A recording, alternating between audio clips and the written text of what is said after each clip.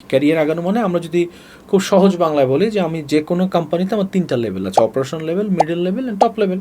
So আমি তো ক্যারিয়ারে আগাতে চাই মানে কি, আমরা বাংলাদেশের বাচ্চারা আমরা না ওদেরকে শিখাই না, বুঝাই না।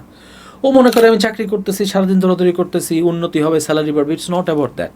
আমাকে বুঝতে হবে যে আমি কিভাবে র্যাঙ্কগুলোকে ক্রস করছি, এটা আমাদের বাচ্চাদের মাথায় থাকে না। সো ইমোশনাল ইন্টেলিজেন্স সবচেয়ে প্রথম লাগবে হচ্ছে আমাকে লিডার হতে হবে, লিডারশিপের জন্য, যে আমি লিড করতে পারি কিনা। এখন আমার মিডল ম্যানেজমেন্টে যারা আছে তারা কিন্তু বোঝার চেষ্টা করে, আচ্ছা এই 20 জন এই 50 জনের মধ্যে কাকে আমি সেকেন্ড স্তরে আনবো। সবাই কিন্তু আসতে পারবে না।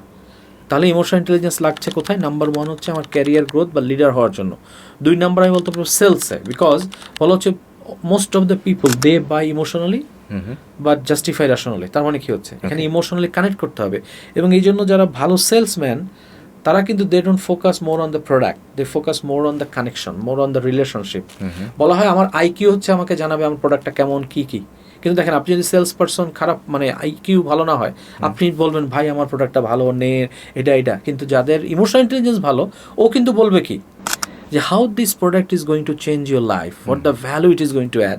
তাহলে সেলসে আমার লাগছে, সব প্রফেশনেই মোরাললেস আসলে আপনার কিন্তু ইমোশনাল ইন্টেলিজেন্স লাগবে। এবং টিচিং প্রফেশনে এটা ভয়ঙ্কর দরকার এটা। কারণ হচ্ছে কি, আমি একটা কথা বলি যে আমাদের যারা সম্মানিত শিক্ষকরা আছে, ধরেন আমি একটা সেমিস্টারে 100 স্টুডেন্ট পড়াচ্ছি, আমরা বলছি যে we are dealing with 100 lives, because একটা টিচারদের উপরই ভিত্তি করে কিন্তু ওই বাচ্চার জীবনটা গড়ে ওঠে। সো আমরা কিন্তু জীবন নিয়ে কাজ করছি, সো তাদের জন্য ইমোশনাল ইন্টেলিজেন্স হবে। আরেকটা হচ্ছে যারা কুইক ডিসিশন মেকিং করতে হয়, আচ্ছা সেই সব প্রত্যেকটা প্রফেশনে আমার ইমোশনাল, কারণ এখানে অল্প একটু ভুলের জন্য বড় ক্ষতি হয়ে যায়।